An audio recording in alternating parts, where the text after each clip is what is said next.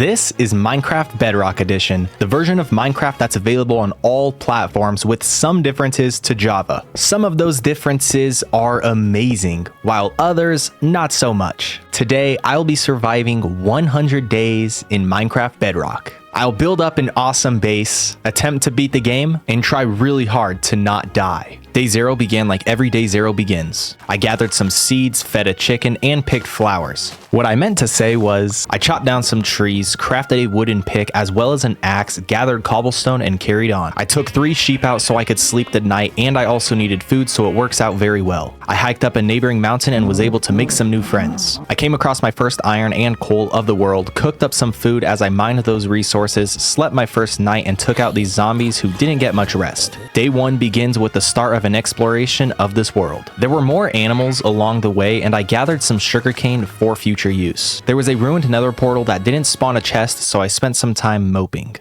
Afterwards, there was a birch forest that led to a dark oak forest that was touching the new Pale Garden. I fought the Pale Garden Guardian on my way there and entered this new biome for the first time ever. After entering and quickly getting down to half health, I realized it probably wasn't the best idea to go into these compact biomes without any proper gear. I slept the night and continued with my adventure with the plan to come back at a later day. This dark oak forest turned out to be massive, and there was a smaller Pale Garden in the mix. When I finally made it out, there was a lush cave tree right outside. This will be another spot I come back to at a later day. My first look at the new dog variant in Minecraft, and with my 3 bones, he won't be mine. It's the beginning of day 3 and I've made it to the ocean. Let's craft the boat and venture off. I quickly found a shipwreck with a guardian temple that was just 100 blocks away. Not too much further was a village as well as a cherry blossom biome. I decided to check out this ship despite the guardians, and my first chest amounted to pretty much nothing. I went back down and was able to get a buried treasure map as well as the coast armor trim. I followed the map to the treasure, which was actually buried under stone, something I haven't seen before. The drown who buried this chest tried to stop me but was mostly no match. I crafted an iron shovel from what I found day 1 to try and make some progress finding this chest. After digging up a small pocket underwater to try and find the loot, I was for some reason unable to craft a crafting table. Eventually that got sorted out and I was able to keep digging. Soon after, the chest finally showed up. Let's see what we got. This has to be the worst buried treasure I've ever found. I equipped the armor, of course, and grabbed the heart of the sea, but dang, that was not worth it. It was the morning of day 5 and there was a zombie with arguably better gear. Before making my way to the village we saw earlier, there were some surface ores asking to be mined. This wasn't planned, but the entirety of the day was spent mining mainly coal. I went to mine the final pocket of coal, and when I did, I went to sleep and woke up next to a chest that I almost missed. I somehow found a buried treasure chest without the map. This is incredibly lucky and something I've never done before. This chest, unlike the last, was actually very good. A diamond, some iron, a music disc, and 4 water-breathing potions. Here at the village, I crafted a boat with a chest to make some room as my inventory was full of items I wanted to keep. Checking out the blacksmith of the village, there was another diamond, more iron, and a saddle, which was amazing to see. Day 7 hits, and after looking around, this village was much bigger than I originally thought. I ultimately did decide to leave as this wasn't the area I wanted to live in. This lovely wandering trader gave me some leads for free, which was very nice of him. An iron pick and sword later, and it was time to leave. I went around the Guardian Temple and carried on rowing. Not far from the first one at all, there was a second ocean monument. By the night of day 7, I've finally reached land, and it was a savanna biome. I got back on my boat and went along. While it was raining, I came across this mountain that looks very cool. After climbing it, I saw a pretty big village down below, and taking a look at the surrounding area made me want to live here. On the beginning of day 9, here's a better look at this world generation. Next up, it was time to get this mountain ready. I set up a little camp spot, smelted up the iron and food I had collected, and began to chop down trees, including this first spruce tree. Day 10 begins, and I was starting to question living up here. As I was looking at the previous village from the top of the mountain, I saw another village off in the distance and went to check it out. On my way there, I came across this horse, and after taming it, I went back up to the mountain to grab the saddle I found earlier. I put the saddle on and was happy to see that it was a pretty fast horse. Looking at myself now, I realize this is the first time I've wore a full set of chainmail armor in years. After I noticed that, I checked the jump on this horse and was sad to see it couldn't even jump 3 blocks. I made it to the village and harvested some crops, including some carrots. I borrowed a bed from this villager on the night of day 10, and on day 11 I came across another horse. This new horse was slightly faster but also couldn't even jump 3 blocks. The villagers had their own horse, which I thought would be faster because they kept him around, but once I rode him,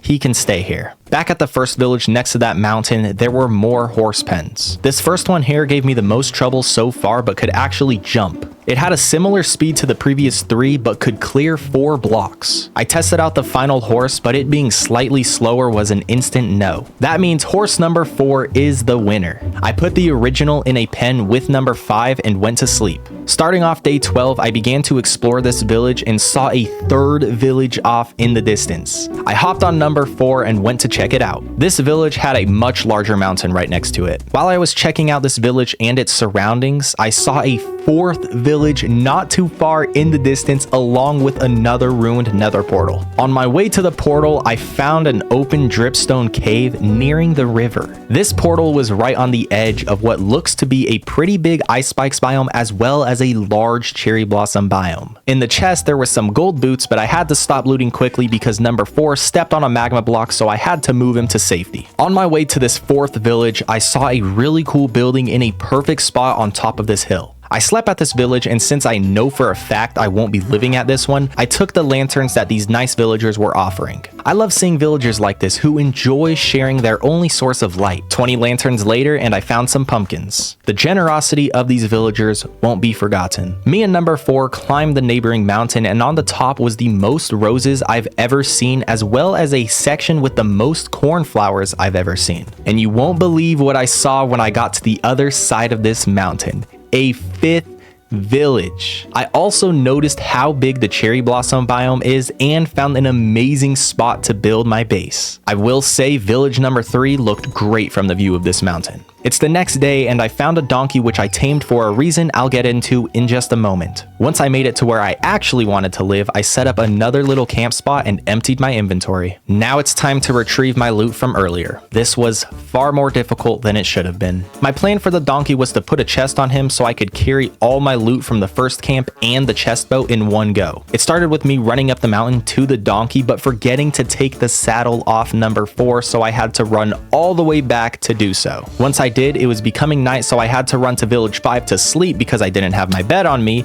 and I got fairly low before making it there. The first 2 houses I entered didn't have beds, and the 3rd house had 2 zombies who didn't want me to sleep. Afterwards, I made it to the donkey and went all the way back to campsite 1 and gathered my loot. I went on my way to the chest boat, but I had to split off from our donkey temporarily. If it hasn't gone bad enough yet, I got lost on my way to the chest and had to look back on this video to see where the coordinates are from where I got off. It's the next day. I made it back to my loot, rode back to where I dropped the donkey off, but he decided to leave me. I looked around and couldn't find him, so I guess that also means bye-bye to my saddle. Awesome. I made it as far as the water could take me before this mountain cut me off, only to see that all of the loot I needed to carry could fit in my inventory with no extra chest. That being said, this entire trip was mostly unnecessary. At least on the morning of day 17, I was able to start a cow farm. Yay. It's now time to begin building my base. I started with planting spruce saplings, then went to place my sugarcane that I've been collecting. Afterwards, I terraformed some of the land below the hill where my house will be on for some space to plant some crops. I went through multiple iron hoes tilling the grass, but now that I look back, I realized that I should have used stone hoes instead of these iron hoes to save what little iron I had. Day 19 strikes and I plant wheat, carrots, and potatoes. I chopped down 2 of the spruce trees that I had grown, and neither of them gave me any saplings. If I don't want to run all the way back to the spruce biome, I'm gonna need this last tree to drop some.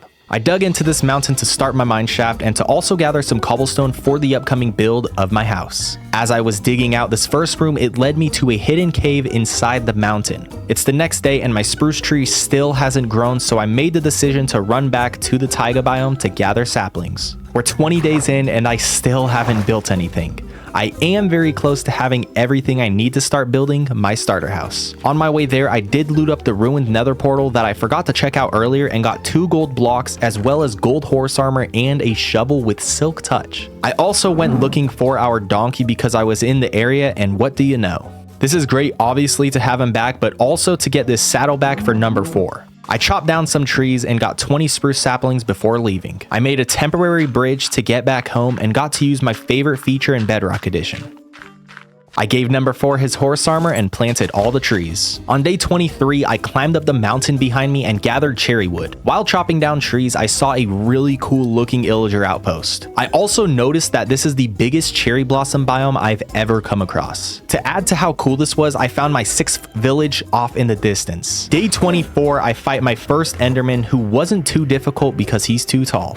Sadly, no ender pearl. On my way home, I found an area that I liked way more than I'm currently at. For the second time, I'll be leaving what I had planned to be my base and going to an even cooler location. It's close to where I live now, as I just need to follow this river. Transporting everything I have won't be too difficult because I have this boat chest. I gathered all my crops, and on day 25, I began to drop off all my loot. It only took a total of 4 trips, including getting my horse and donkey over here. I then spent the rest of day 26 terraforming the land for where my actual base will be built. Day 27 is here, and let's begin with the first build of the world. I first planted some spruce trees nearby, then began with the layout of the house. I went around building the base with cobblestone. I then added some stairs to get up to the front door. Afterwards, made an outline on the top layer with spruce logs. I then stripped those logs and built up 4 blocks on each of the corners. This chicken liked what he was seeing and decided to join me. While I build, let me explain my plan for this base. I want there to be 2 main sides split by this lake. One side will be built with mainly spruce wood in a more messy look, while the other side will focus more on cherry wood and be very clean. I've never done anything like this, but I believe it'll turn out looking very nice once I get both sides built up. I'd also like to add a tower or maybe some type of dam here built with both spruce and cherry wood. Back to the build. I'm building a basement under this house where I will store all of my items for the time being. My shovel was getting low, so I left to go craft a new one, and when I did, I saw a creeper fighting a wandering trader fighting a drowned with a trident. Another thing that I've literally never seen before. I think what happened is the drown attacked the trader, which triggered the llamas to attack the drown, but the llamas missed when they spit at the drown and they hit the creeper, which that triggered the creeper to explode. Day 31, let's get back to it. I continued to dig out underground with the chicken's help, making executive decisions. As I placed these chests, I got even more help from the chicken. If you have any name suggestions, please let me know. I organized all my loot and planted sugarcane. Day 33, here we have a final look at my starter house. From the outside, it's very different from anything I've built before, and as we go inside, it gets pretty cozy. I don't have any windows. Instead, I'm using these trapdoors for spots where glass would usually go. There's a ladder inside that takes you down to the chest room, and there's also a door as another way to get in and out of this chest room. Yet again, it's time to clear out some land. The rest of day 33 and most of day 34 was all digging up grass. Once I was done with that, I had an idea to allow a small river to flow through here. I began to dig out an area connected to the river we already have, and by the end of the day, I had it all dug up and ready to go. Just by placing water and going with the flow, it wasn't difficult at all to fill the entire river. This new crop farm will follow it along the sides. I borrowed some more leads from this wandering trader, and he was surprisingly impressed. All that was left was to plant the crops. I harvested the sugarcane that was growing and extended that farm. Can you guess what I did next? Yep, more terraforming. This time getting land ready for animal pens. If you look at the bright side, all this digging has gotten me a chest full of dirt. Yippee. I've ran completely out of iron, so I had to revert back to stone. Day 40, I harvested some crops and extended my sugarcane farm to the other side of the lake.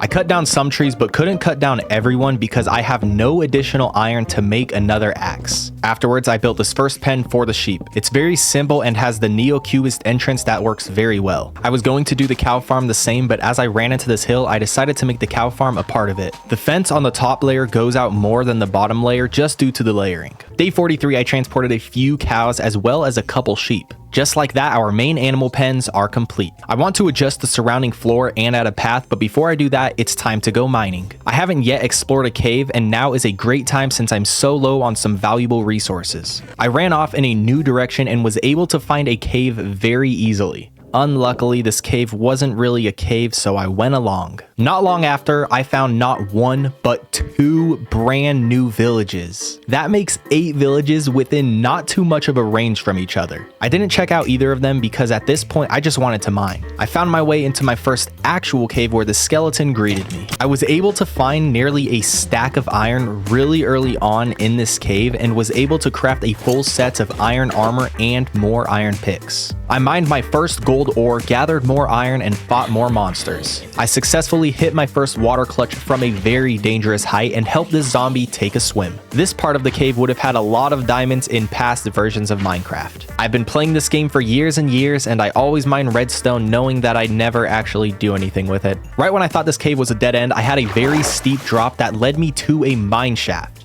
I used my superior intellect to defeat this skeleton and found diamonds! This vein turned out to be 3, which I really thought it would just be a single. This first chest in the mine shaft gave me 2 more diamonds and a name tag. String has a very weird sound, which must be new because I don't think I've ever heard this before.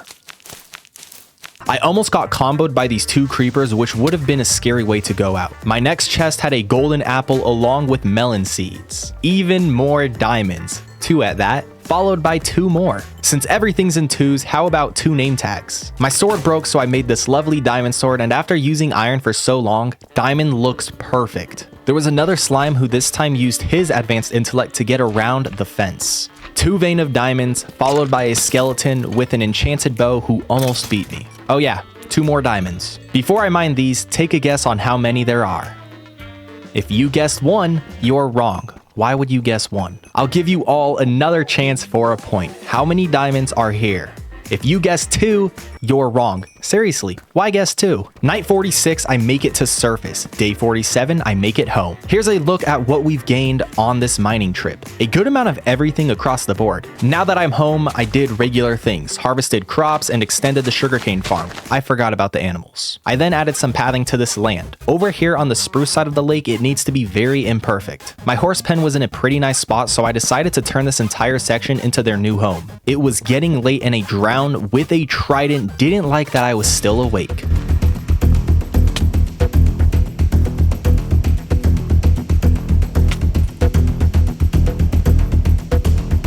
Down to 1 heart, I was panicking to get away. I know this isn't hardcore, but I really don't like to die. I made it home and went to sleep. When I went outside to see him burn, instead of running to the water, he just trampled my crops.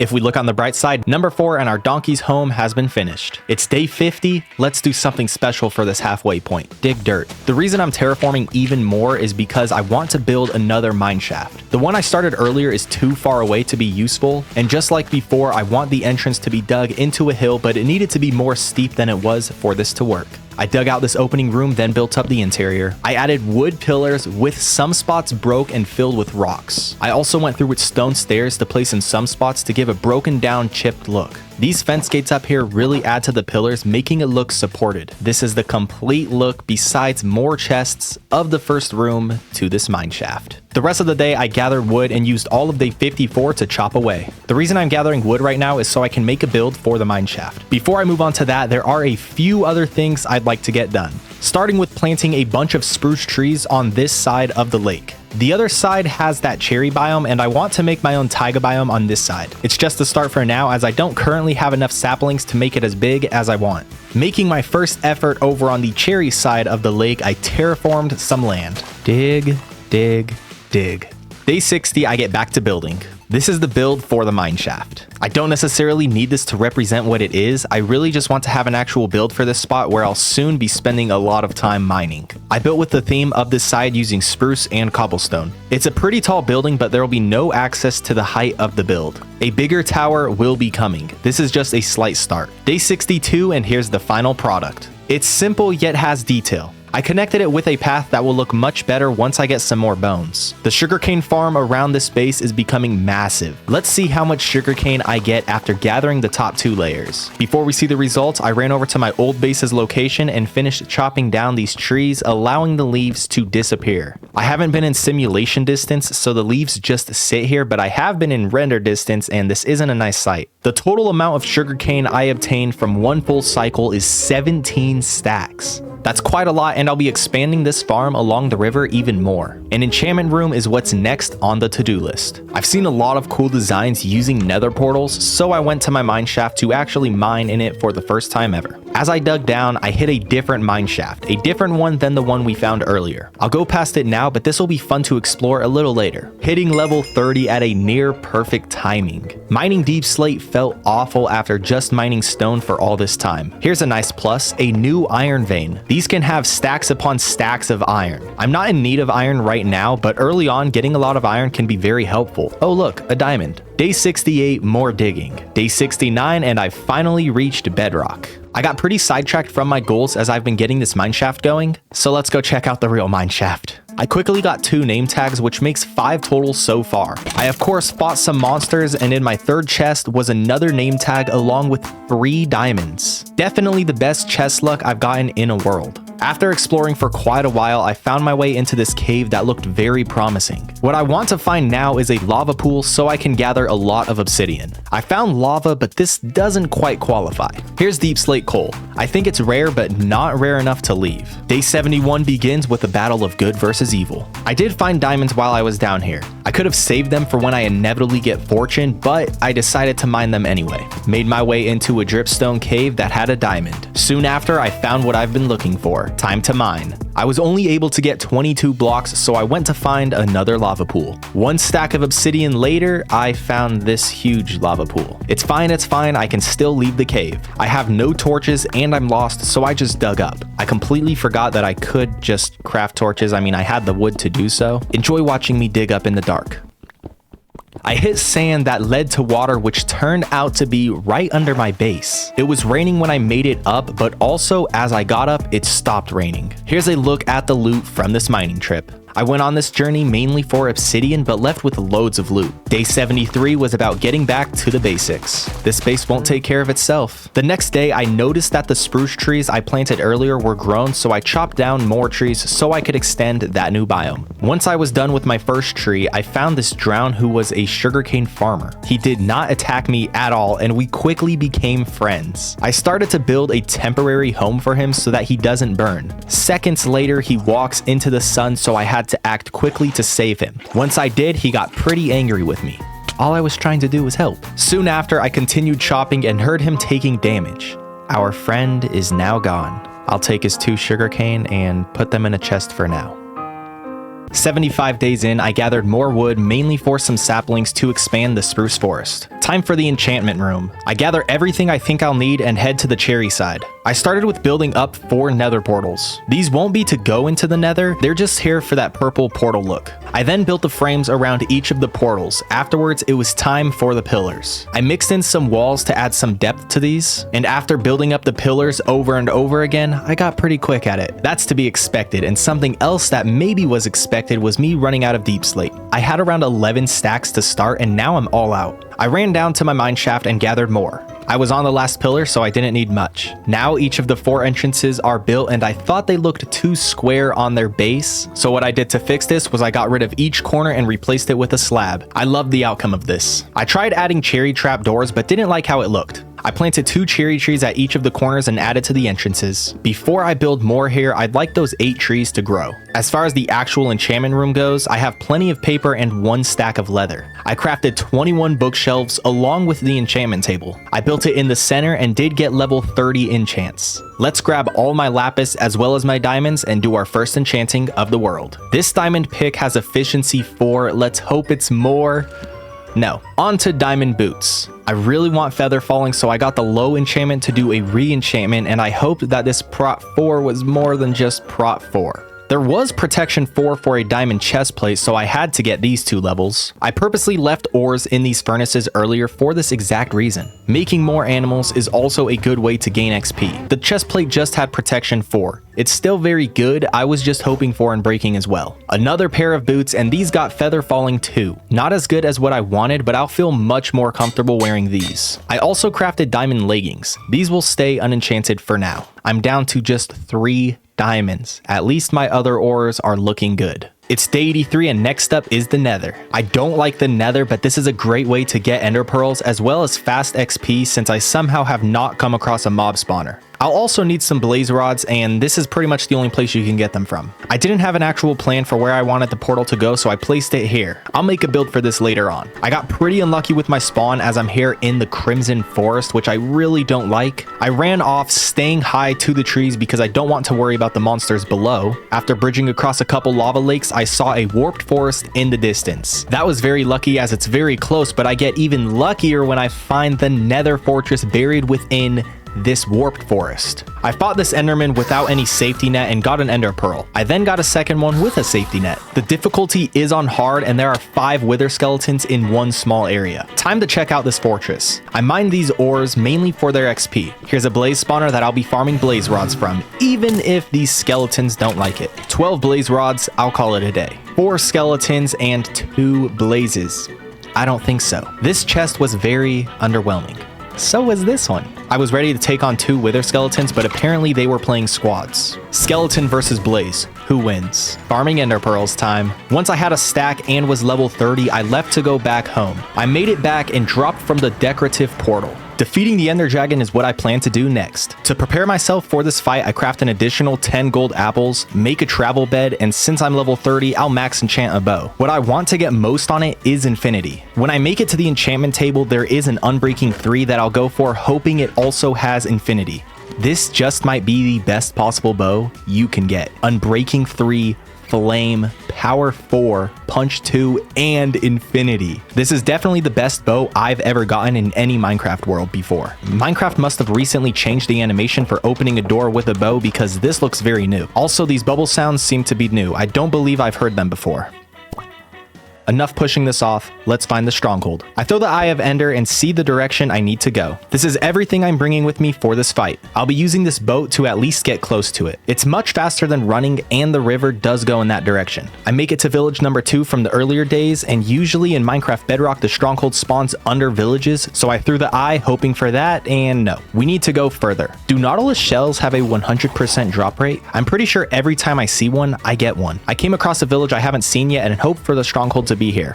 No such luck. I hit the ocean and rode on. Here's an underwater structure that I really thought would have a chest. The ocean monument yet again. Not much further was another one. That makes 4 ocean monuments so far. I reached land, saw a jungle in the distance, and threw another eye. The stronghold has to be very close. The savanna biome, look away. A couple more throws and here we are. There's a village and illager outpost nearby too. Day 89, I dug a staircase down and hit deep slate, then hit the stronghold. I found the library. The books can stay for now. Oh look, another armor trim. After getting lost for way too long, I finally found the room. I'm glad I have all these extra eyes because this portal was nearly empty. I threw out the loot I didn't want to keep and completed the portal. Time to take on the ender dragon.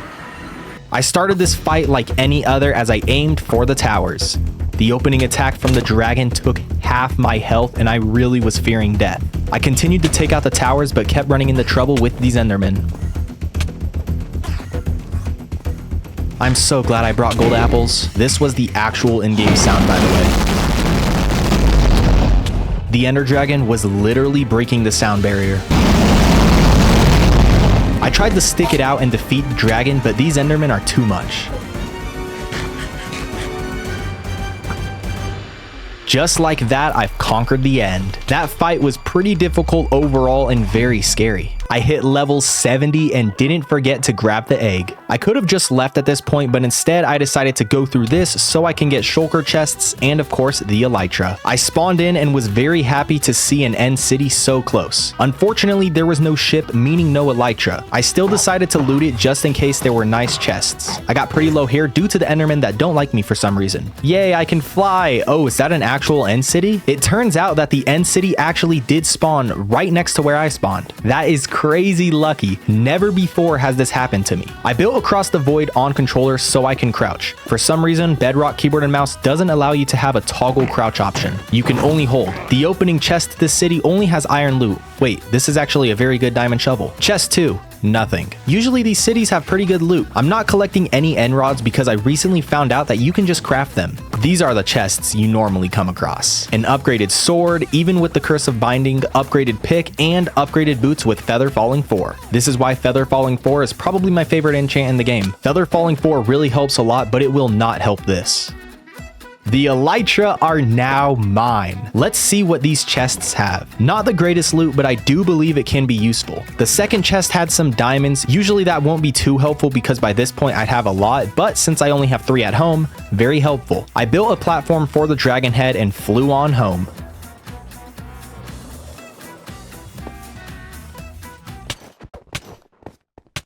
There is my first death. and now you know why I'm not on hardcore. I didn't have my helmet or chest plate on, and it was just way too easy for them. And sadly, wearing the dragon head doesn't make them not want to fight me. I make my way back down, get lost again, and end up trapping myself. I'm glad I at least left some apples behind. Right here, I was pulling up old footage to get coordinates to the portal because I was lost for a third time. I make it to the end, get an ender pearl, and spawn in on my loot. I didn't get everything back as some of my new gear had Curse of Vanishing. I did get all of my main loot along with the elytra. I really didn't think I'd suffer 2 deaths, especially after making it past the dragon fight deathless. I have the elytra but don't have any rockets, so I will have to run and sail home. I didn't notice until now, but there goes all 70 of my levels. The entire day went by and I've made it back home. Out of pure sadness, I harvest wheat, carrots, potatoes, sugarcane, and fed the animals.